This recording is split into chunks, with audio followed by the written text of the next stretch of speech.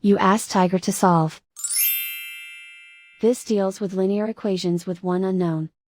The final result is x equals 2. Let's solve it step by step. Simplify the expression. Expand the parentheses. Group like terms. Simplify the arithmetic. Expand the parentheses.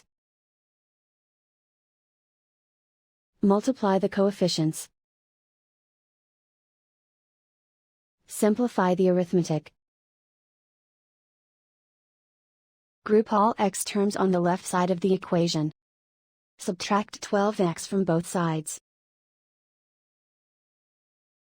Group like terms.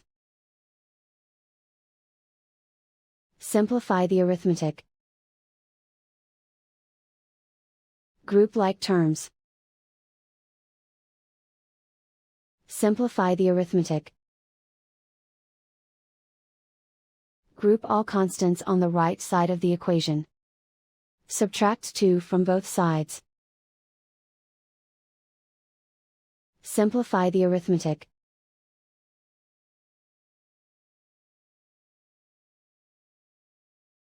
Isolate the x. Divide both sides by -13. Cancel out the negatives. Simplify the fraction. Cancel out the negatives.